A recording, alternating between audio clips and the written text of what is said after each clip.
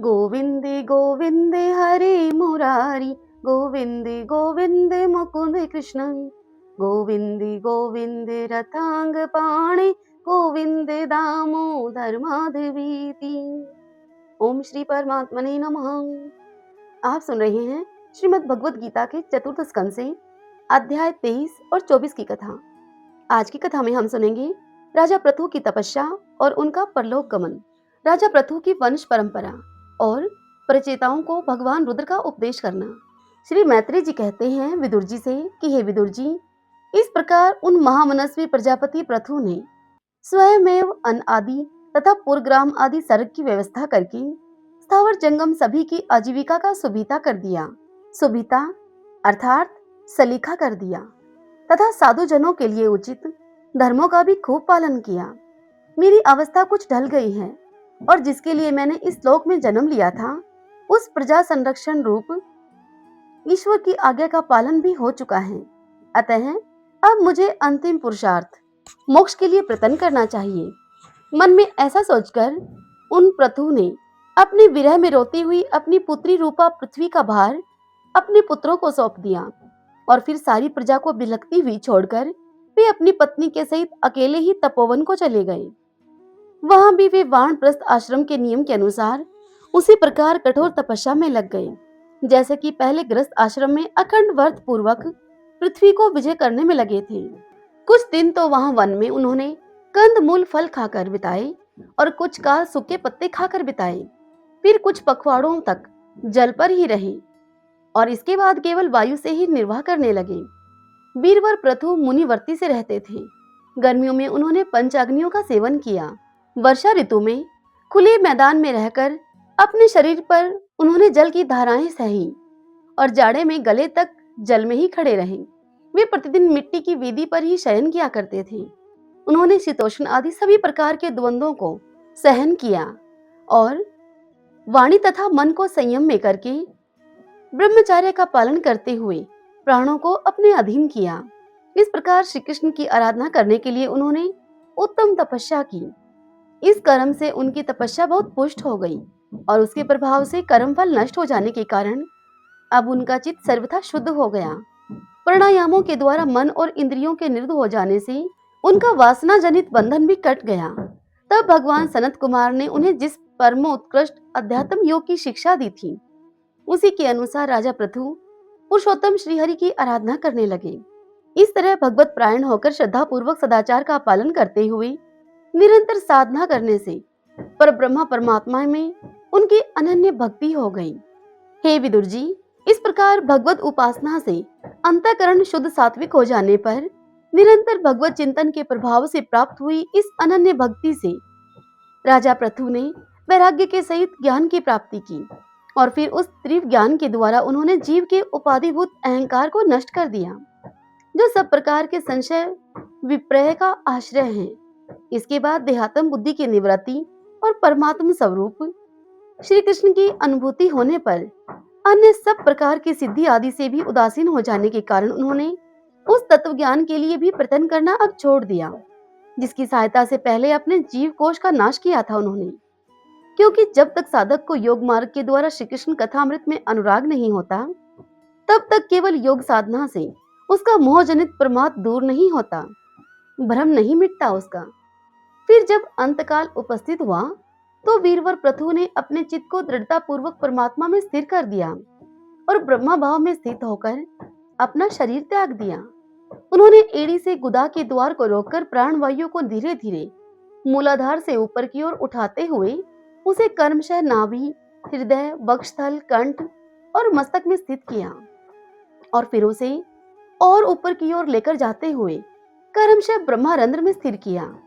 अब उन्हें किसी प्रकार के सांसारिक भोगों की लालसा नहीं रही। फिर यथास्थान विभाग करके प्राण वायु को समष्टि वायु में, पार्थिव शरीर को पृथ्वी में और शरीर के तेज को समष्टि तेज में लीन कर दिया। हृदय आकाश आदि देहावच्छिन्न आकाश को महाआकाश में और शरीरगत रुधिर आदि जलीय अंश को समष्टि जल में लीन किया। इसी प्रकार फिर पृथ्वी को जल में, जल को तेज में, तेज को वायु में और वायु को आकाश में लीन किया। तदंतर मन को सविकल्प ज्ञान में जिनके अधीन वह रहता है, उन इंद्रियों में, इंद्रियों को उनके कारण रूप तन्मात्राओं में और सूक्ष्म भूतों अर्थात उन तन्मात्राओं के कारण अहंकार के द्वारा आकाश, इंद्रिय और तन्मात्राओं को उसी अहंकार में लीन करके अहंकार को महत तत्व में लीन किया। फिर संपूर्ण गुणों को अभिव्यक्ति करने वाले उस महत तत्व को मायोपाधिक जीव में स्थित किया। तदंतर उस माया रूप जीव की उपाधि को भी उन्होंने ज्ञान और वैराग्य के प्रभाव से अपने शुद्ध ब्रह्मा स्वरूप में स्थित होकर उसको भी त्याग दिया। महाराज पृथु की पत्नी महारानी अर्ची भी उनके साथ वन को गई थी। वे बड़ी सुकुमारी थी, पैरों से भूमि का स्पर्श करने के योग्य भी नहीं थी। फिर भी उन्होंने अपने स्वामी के व्रत और नियम आदि का पालन करते हुए उनकी वहां खूब सेवा की और मुनिवर्ती के अनुसार कंदमूल आदि से जीवन का निर्वाह किया। इससे यद्यपि वे बहुत दुर्बल हो गई थी, फिर भी प्रीतम के कर स्पर्श से सम्मानित होकर उसी कर स्पर्श में आनंद मानने के कारण उन्हें किसी प्रकार कष्ट नहीं होता था। अब पृथ्वी के स्वामी और अपने प्रियतम महाराज पृथु की देह को जीवन के चेतना आदि सभी धर्मों से रहित देखकर उस सती ने अर्थात उस महारानी अर्ची ने कुछ देर तो विलाप किया, फिर पर्वत के ऊपर चिता बनाकर उसे उस चिता पर रख दिया। इसके बाद उस समय के सारे कृत्य करके नदी के जल में उसने स्नान किया, अपने परम पराक्रमी पति को जलांजलि देकर आकाश स्थित देवताओं की वंदना की और 3 बार चिता की परिक्रमा करके पति देव के चरणों का ध्यान करती हुई वह भी अग्नि में प्रवेश कर गई। परम साध्वी अर्ची को इस प्रकार अपने पति वीरवर पृथु का अनुगमन करते हुए देखकर सहस्त्रों वरदायिनी देवियों ने अपने अपने पतियों के साथ उनकी स्तुति की। वहां देवताओं के बाजे बजने लगे। उस समय उस मंदराचल के शिखर पर वे देवांगनाएं पुष्पों की वर्षा करती हुई आपस में इस प्रकार से कहने लगी। देवियों ने कहा, आहो, यह स्त्री अर्ची धन्य है। इसने अपने पति राज राजेश्वर पृथु की मन वाणी शरीर से ठीक उसी प्रकार से सेवा की है जैसे श्री लक्ष्मी जी यज्ञेश्वर भगवान विष्णु जी की करती हैं। अवश्य ही अपने अचिंत्य कर्म के प्रभाव से यह सती हमें भी लांघकर अपने पति के साथ उच्चतर लोकों को जा रही है।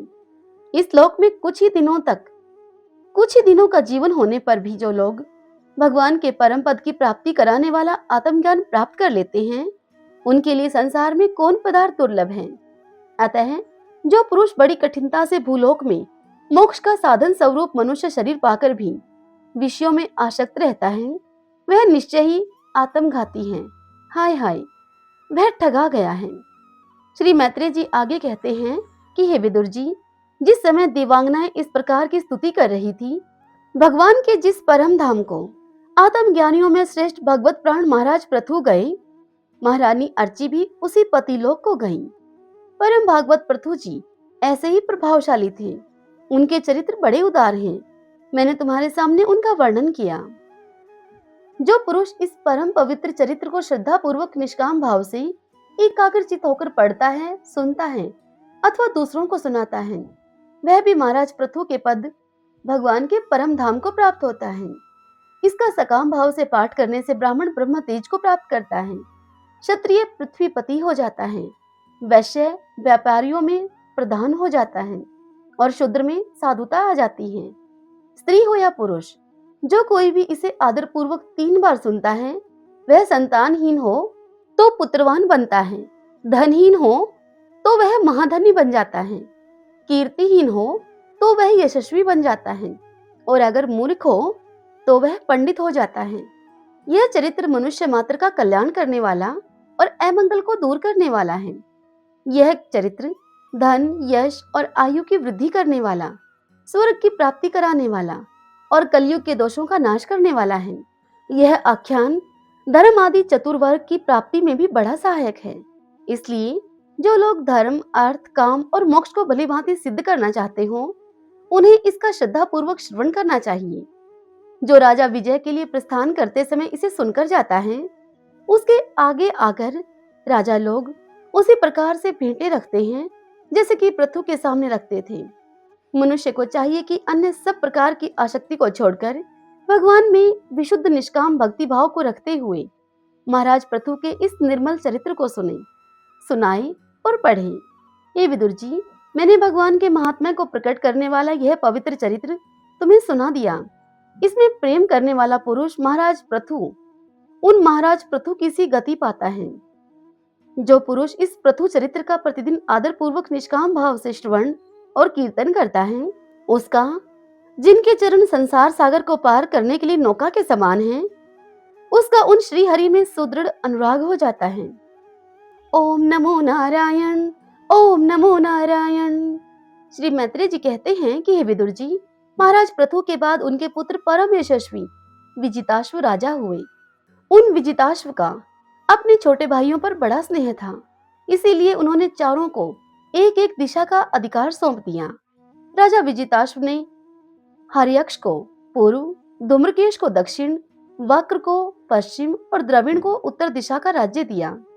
उन्होंने इंद्र से अंतर्ध्यान होने की शक्ति प्राप्त की थी, इसलिए उन्हें अंतर्ध्यान भी कहते हैं। उनकी पत्नी का नाम शिखंडनी था। उससे उनके 3 सुपुत्र हुए। उनके नाम पावक, पवमान और सुचि थे। पूर्व काल में वशिष्ठ जी का श्राप होने से उपयुक्त नाम के अग्नियों ने ही उनके रूपों में जन्म लिया था। आगे चलकर योग मार्ग से ये फिर अग्नि रूप में हो गए।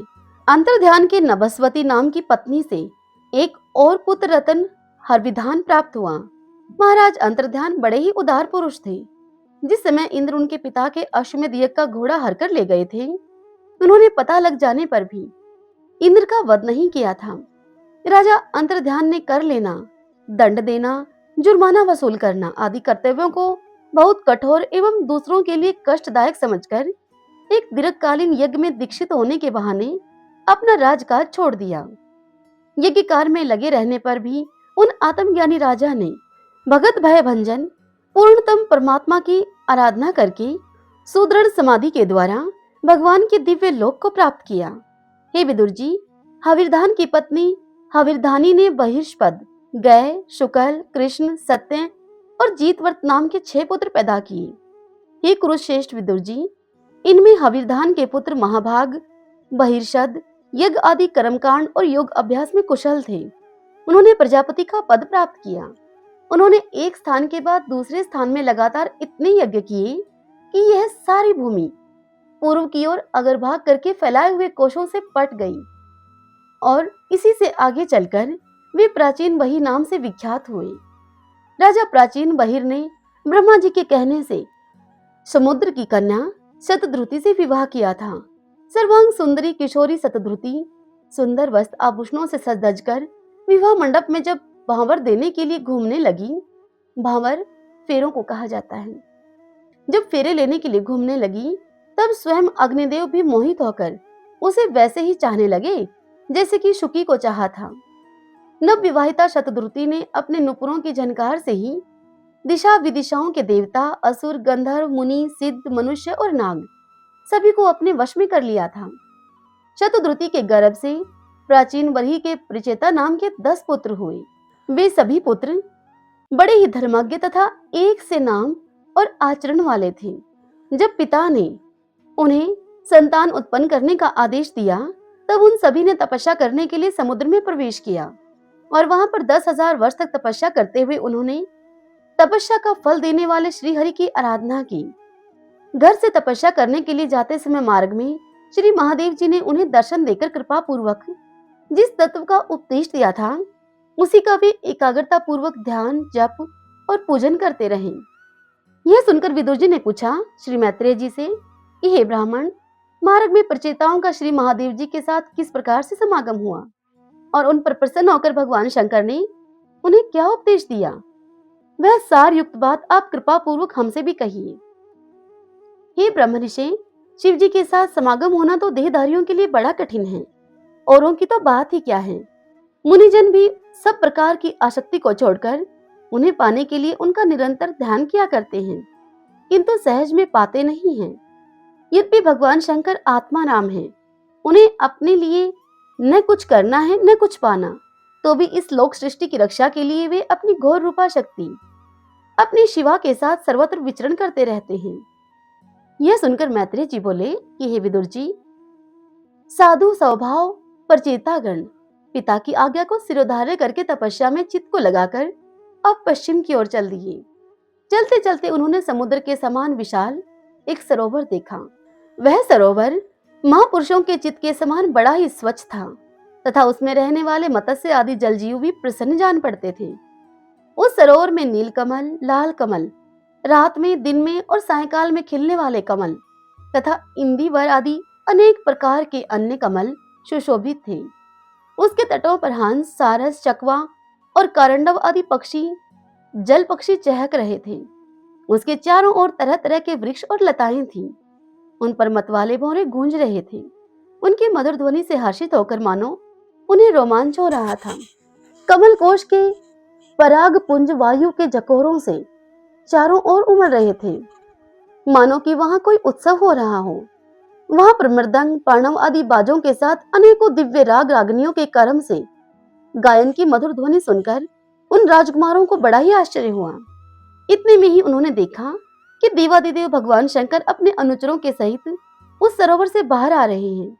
उनका शरीर तपी हुई स्वर्ण राशि के समान कांतिमान है। उनका कंठ नील वर्ण है। उनके 3 विशाल नेत्र हैं। वे अपने भक्तों पर अनुग्रह करने के लिए उद्यत हैं। अनेकों गंधर्व उनका सुयश गा रहे हैं। उन शंकर का सहसा दर्शन पाकर परिचिताओं को बड़ा ही कौतूहल हुआ और उन्होंने शंकर जी के चरणों में प्रणाम किया। तब शरणागत भयहारी धर्म वत्सल भगवान शंकर ने अपने दर्शन से प्रसन्न हुए उन धर्मज्ञ और शील संपन्न राजकुमारों से प्रसन्न होकर कुछ इस प्रकार से कहा। महादेव जी उनसे बोले, तुम लोग राजा प्राचीन ब्रही के पुत्र हो, तुम्हारा कल्याण हो। तुम जो कुछ करना चाहते हो वह भी मुझे मालूम है। इस समय तुम लोगों पर कृपा करने के लिए ही मैंने तुम्हें इस प्रकार से दर्शन दिया है। जो व्यक्ति अव्यक्त प्रकृति तथा जीव संज्ञक पुरुष, इन दोनों के नियामक भगवान वासुदेव की साक्षात शरण लेता है, वह मुझे परम प्रिय है। अपने वर्णाश्रम धर्म का भली भांति पालन करने वाला पुरुष 100 जन्म के बाद ब्रह्मा के पद को प्राप्त करता है और इससे भी अधिक पुण्य होने पर वह मुझे प्राप्त होता है। परंतु जो भगवान का अनन्य भक्त है, वह तो मृत्यु के बाद ही सीधे भगवान विष्णु के उस सर्व प्रपंचातीत परम पद को प्राप्त हो जाता है, जिसे कि रुद्र रूप में स्थित मैं तथा अन्य अधिकाधिक देवता अपने अपने अधिकार की समाप्ति के बाद प्राप्त करेंगे। तुम लोग भगवत भगत होने के नाते मुझे भगवान के समान ही प्यारे हो। इसी प्रकार भगवान के भक्तों को भी मुझसे बढ़कर और कभी कोई प्रिय नहीं होता। अब मैं तुम्हें एक बड़ा ही पवित्र, मंगलमय और कल्याणकारी स्तोत्र सुनाता हूँ। इसका तुम लोग शुद्ध भाव से जप करना। श्री मैत्रेय जी आगे कहते हैं कि हे विदुर जी, तब नारायण प्रायण करुणार्ध हृदय भगवान शिव ने अपने सामने हाथ जोड़े खड़े हुए उन राजपुत्रों को यह स्तोत्र सुनाया।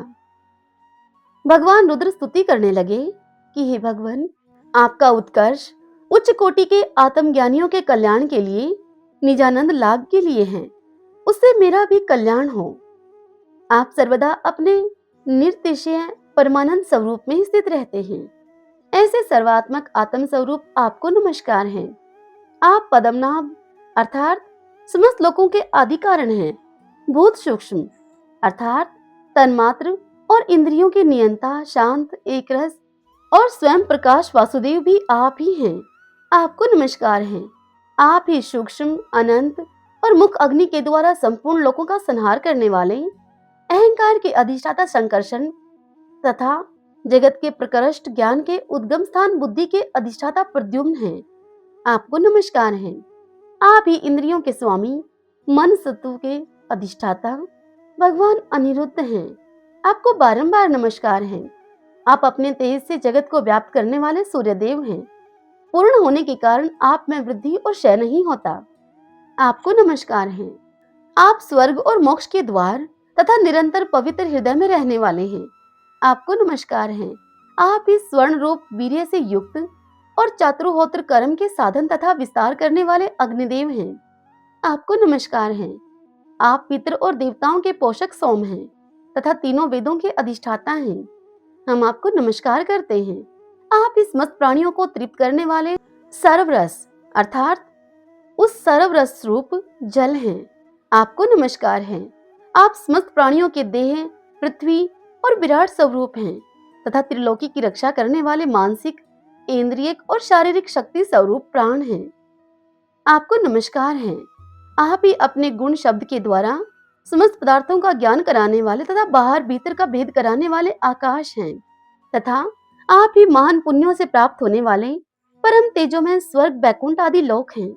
आपको पुनः पुनः नमस्कार है। आप पितृलोक की प्राप्ति कराने वाले परवर्ती कर्म रूप और देवलोक की प्राप्ति के साधन निर्वर्ती कर्म रूप हैं, तथा आप ही अधर्म के फल स्वरूप दुखदायक मृत्यु हैं। आपको नमस्कार है। हे नाथ, आप ही पुराण पुरुष तथा सांख्य और योग के अधीश्वर भगवान श्री कृष्ण हैं। आप सब प्रकार की कामनाओं की पूर्ति के कारण साक्षात मंत्र मूर्ति और महान धर्म स्वरूप हैं। आपकी ज्ञान शक्ति किसी भी प्रकार कुंठित होने वाली नहीं है। आपको नमस्कार है। नमस्कार है प्रभु। आप ही कर्ता, कारण और कर्म हैं। तीनों शक्तियों के एकमात्र आश्रय हैं। आप ही अहंकार के अधिष्ठाता रुद्र हैं। आप ही ज्ञान और क्रिया स्वरूप हैं, तथा आपसे ही परा, पश्यंती, मध्यमा और वैखरी चार प्रकार की वाणी की अभिव्यक्ति होती है। आपको नमस्कार है। हे प्रभु, हमें आपके दर्शनों की अभिलाषा है, अतः आपके भगत जन जिसका पूजन करते हैं और जो आपके निज जनों को अत्यंत प्रिय हैं, अपने उस अनूप रूप की आप हमें झांकी कराइए। आपका वह रूप अपने गुणों से समस्त इंद्रियों को तृप्त करने वाला है। वह वर्षाकालीन मेघ के समान स्निग्ध शाम और संपूर्ण सौंदर्यों का सार सर्वस्व है। सुंदर चार विशाल भुजाएं, महामनोहर मुखारविंद, कमल दल के समान नेत्र, सुंदर भौहें, सुघड़ नासिका, मनमोहिनी दंत पंक्ति, अमोल कपोल युक्त मनोहर मुखमंडल और शोभाशाली संपन्न कर्णयुगल हैं। प्रीतिपूर्ण उन्मुक्त हास्य, तिरछे चितवन, काली काली घुंघराली अलके, कमल कुसुम की केसर के समान फहराता हुआ पीतांबर, झिलमिलाते हुए कुंडल, चमचमाते हुए मुकुट, कंकण, हार, नुपुर और मेखला आदि विचित्र आभूषण तथा शंख, चक्र, गदा, वनमाला, पदम और कौस्तुभ मणि के कारण उसकी अपूर्व शोभा है। उसके सिंह के समान स्थूल कंधे हैं, जिन पर की हार, केयूर एवं कुंडल आदि की कांति झिलमिलाती रहती है, तथा कौस्तुभ मणि की कांति से सुशोभित मनोहर ग्रीवा है। उसका श्यामल वक्षस्थल श्रीवत्स चिन्ह के रूप में लक्ष्मी जी का नित्य निवास होने के कारण कसौटी की शोभा को भी मात करता है।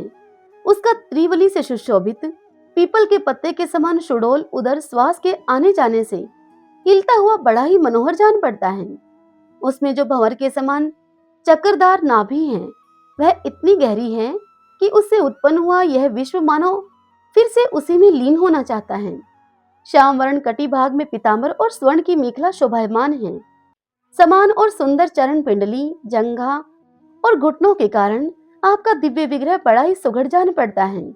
आपके चरण कमलों की शोभा शरद ऋतु के कमल दल की कांति का भी तिरस्कार करती है। उनके नखों से जो प्रकाश निकलता है, वह जीवों के हृदय अंधकार को तत्काल नष्ट कर देता है। हमें आप कृपा करके भक्तों के भयहारी एवं आश्रय स्वरूप उसी रूप का दर्शन करवाइए। हे जगत गुरु, हम अज्ञानवृत प्राणियों को अपनी प्राप्ति का मार्ग बतलाने वाले आप ही हमारे गुरु हैं। हे प्रभु, चित्त शुद्धि की अभिलाषा रखने वाले पुरुष को आपके इस रूप का निरंतर ध्यान करना चाहिए। इसकी भक्ति ही सर्वधर्म का पालन करने वाले पुरुष को अभय करने वाली है। स्वर्ग का शासन करने वाला इंद्र भी आपको ही पाना चाहता है, तथा विशुद्ध आत्मज्ञानियों की गति भी आप ही हैं। इस प्रकार आप सभी देहधारियों के लिए अत्यंत दुर्लभ हैं। केवल भक्तिमान पुरुष ही आपको पा सकते हैं। सत्पुरुषों के लिए भी दुर्लभ अनन्य भक्ति से भगवान को प्रसन्न करके, जिनकी प्रसन्नता किसी अन्य साधना से दुस्साध्य है, ऐसा कौन होगा जो उनके चरण तल के अतिरिक्त और कुछ चाहेगा। जो काल अपने अदम्य उत्साह और पराक्रम से फड़कती हुई पोह के इशारे से सारे संसार का संहार कर डालता है, वह भी आपके चरणों की शरण में गए हुए प्राणी पर अपना अधिकार नहीं मानता। ऐसे भगवान के प्रेमी भक्तों का यदि आधे क्षण के लिए भी समागम हो जाए, तो उसके सामने मैं स्वर्ग और मोक्ष को कुछ भी नहीं समझता। फिर मृत्यु लोक के तुच्छ भोगों की तो बात ही क्या है। हे प्रभु, आपके चरण संपूर्ण पाप राशि को हर लेने वाले हैं। हम तो केवल यही चाहते हैं कि जिन लोगों ने आपकी कीर्ति और तीर्थ अर्थात गंगा जी में आंतरिक और बाह्य स्नान करके मानसिक और शारीरिक दोनों प्रकार के पापों को धो डाला है, तथा जो जीवों के प्रति दया, राग, द्वेष रहित चित्त और सरलता आदि गुणों से युक्त हैं, उन ऐसे आपके भगत जनों का संग हमें सदा ही प्राप्त होता रहे। यही हम पर आपकी बड़ी कृपा होगी। जिस साधक का चित्त भक्ति योग से अनुग्रहित एवं विशुद्ध होकर न तो बाह्य विषयों में भटकता है और न ही अज्ञान गुहारूप प्रकृति में ही लीन होता है, वही अनायास ही आपके स्वरूप का दर्शन पा जाता है, जिसमें यह सारा जगत दिखाई देता है और जो स्वयं संपूर्ण जगत में भास रहा है वह आकाश के समान विस्तृत और परम प्रकाश में ब्रह्म तत्व आप ही हैं। हे भगवान, आपकी माया अनेक प्रकार के रूप को धारण करती है और इसी के द्वारा आप इस प्रकार जगत की रचना, पालन और संहार करते हैं, जैसे यह कोई सद्वस्तु है, किंतु इससे आप में किसी प्रकार का कोई विकार नहीं आता। माया के कारण दूसरे लोगों में ही भेद बुद्धि उत्पन्न होती है। आप परमात्मा पर वह अपना प्रभाव डालने में असमर्थ होती हैं। आपको तो हम परम स्वतंत्र ही समझते हैं। आपका स्वरूप पंचभूत, इंद्रिय और अंतःकरण के प्रेरक रूप से उपलक्षित होता है। जो कर्म योगी पुरुष सिद्धि प्राप्त करने के लिए तरह तरह के कर्मों के द्वारा आपके इस सगुण साकार स्वरूप का श्रद्धा पूर्वक भली भांति पूजन करते हैं, वे ही वेद और शास्त्रों के सच्चे मर्मज्ञ हैं। हे प्रभु, आप ही अद्वितीय आदि पुरुष हैं। सृष्टि के पूर्व आपकी माया शक्ति सोई रहती है, फिर उसी के द्वारा सत्व, रज और तम रूप गुणों का भेद होता है और इसके बाद उन्हीं गुणों से महतत्व, अहंकार, आकाश, वायु, अग्नि, जल, पृथ्वी, देवता, ऋषि और समस्त प्राणियों से युक्त इस जगत की उत्पत्ति होती है। फिर आप अपनी ही माया शक्ति से रचे हुए इन जलायुज, अंडज, स्वेदज और उद्भिज भेद से 4 प्रकार के शरीरों में अंश रूप से प्रवेश कर जाते हैं और जिस प्रकार मधुमक्खियां अपने ही उत्पन्न किए हुए मधु का आस्वादन करती हैं, ठीक उसी प्रकार से वह आपका अंश उन शरीरों में रहकर इंद्रियों के द्वारा इन तुच्छ विषयों को भोगता है। आपके उस अंश को ही पुरुष या जीव कहते हैं। हे प्रभु, आपका तत्वज्ञान प्रत्यक्ष से नहीं अनुमानित होता। प्रलय काल उपस्थित होने पर काल स्वरूप आप ही अपने प्रचंड एवं असह्य वेग से पृथ्वी आदि भूतों को अन्य भूतों से विचलित करा करके समस्त लोगों का संहार कर देते हैं, जैसे वायु अपने असहनीय एवं प्रचंड झोंकों से मेघों के द्वारा ही मेघों को तितर बितर करके उन्हें नष्ट कर डालती है। हे भगवान, यह मोहग्रस्त जीव प्रमादवश हर समय इसी चिंता में डूबा रहता है कि अमूक कार्य करना है, इसका लोभ बढ़ गया है और इसे विषयों की ही लालसा बनी रहती है, किंतु आप सदा ही सजग रहते हैं। भूख से जीभ लपलपाता हुआ सर्प जैसे चूहों को चट कर जाता है, ठीक उसी प्रकार से आप अपने काल स्वरूप से उसे सहसा लील जाते हैं। आपकी अवहेलना करने के कारण अपनी आयु को व्यर्थ मानने वाला ऐसा कौन विद्वान होगा जो आपके चरण कमलों को बिसारेगा। आपकी पूजा तो काल की आशंका से ही हमारे पिता ब्रह्मा जी और स्वयंभू मनु आदि 14 मनुओं ने भी बिना कोई विचार किए केवल श्रद्धा से ही की थी। हे ब्राह्मण, इस प्रकार सारा जगत रुद्र रूप काल के भय से व्याकुल है। अतः हे परमात्मन, इस तत्व को जानने वाले हम लोगों के तो इस समय आप ही सर्वथा भय शून्य आश्रय हैं। इस प्रकार से शंकर जी उन सभी राजकुमारों के सामने स्तुति करके अब आगे उनसे कहते हैं कि हे राजकुमारों, तुम लोग विशुद्ध भाव से स्वधर्म का आचरण करते हुए भगवान में अपने चित्त को लगाकर मेरे कहे हुए इस स्तोत्र का जप करते रहो। भगवान तुम्हारा मंगल करेंगे। तुम लोग अपने अंतःकरण में स्थित उन सर्वभूत अंतर्यामी परमात्मा श्री हरि का ही बार बार सत्वन और चिंतन करते हुए पूजन करो। मैंने तुम्हें यह योगादेश नामक स्तोत्र सुनाया है। तुम लोग इसे मन से धारण करके मुनि व्रत का आचरण करते हुए इसका एकाग्रता से आदर पूर्वक अभ्यास करो। यह स्तोत्र पूर्व काल में जगत विस्तार के इच्छुक प्रजापतियों के पति भगवान ब्रह्मा जी ने प्रजा उत्पन्न करने की इच्छा वाले हम भृगु आदि अपने पुत्रों को सुनाया था। जब हम प्रजापतियों को प्रजा का विस्तार करने की आज्ञा हुई, तब इसी स्तोत्र के द्वारा हमने अपना अज्ञान निवृत्त करके अनेक प्रकार की प्रजा उत्पन्न की थी। अब भी जो भगवत प्राण पुरुष इसका एकाग्र चित्त से नित्य प्रति जप करेगा, उसका शीघ्र ही कल्याण हो जाएगा। इस लोक में सब प्रकार के कल्याण साधनों में मोक्षदायक ज्ञान ही सबसे श्रेष्ठ है। ज्ञान नौका पर चढ़ा हुआ पुरुष अनायास ही इस दुस्तर संसार सागर को पार कर लेता है। यद्यपि भगवान की आराधना बहुत कठिन है, किंतु मेरे कहे हुए इस स्तोत्र का जो श्रद्धा पूर्वक पाठ करेगा, वह सुगमता से ही उनकी प्रसन्नता प्राप्त कर लेगा। भगवान ही संपूर्ण कल्याण साधनों के एकमात्र प्यारे प्राप्त वे हैं। अतः मेरे गाए हुए इस स्तोत्र के गान से उनको प्रसन्न करके वह स्थिर चित्त होकर उनसे जो कुछ चाहेगा वह उनसे प्राप्त कर लेगा। जो पुरुष उषः काल में उठकर इसे श्रद्धा पूर्वक हाथ जोड़कर सुनता या सुनाता है वह सब प्रकार के कर्म बंधनों से मुक्त हो जाता है। ये राजकुमारों, मैंने तुम्हें जो यह परम पुरुष परमात्मा का स्तोत्र सुनाया है इसे एकाग्र चित्त से जपते हुए तुम महान तपस्या करो। तपस्या पूर्ण होने पर इसी से तुम्हें अभिष्ट फल प्राप्त हो जाएगा। हरि ओम तत्सत। ओम श्री परमात्मने नमः। आज की यह कथा यहीं तक। इससे आगे कल की कथा में हम सुनेंगे राजा पुरंजन की कथा, उनका चरित्र, राजा पुरंजन का शिकार खेलने के लिए वन में जाना और उनकी रानी का उन पर कुपित होना। आज की यह कथा आपको कैसी लगी? पसंद आई हो तो वीडियो को लाइक कीजिएगा और किसी एक व्यक्ति के साथ इस वीडियो को शेयर कीजिएगा। जय श्री कृष्णा। राधे राधे।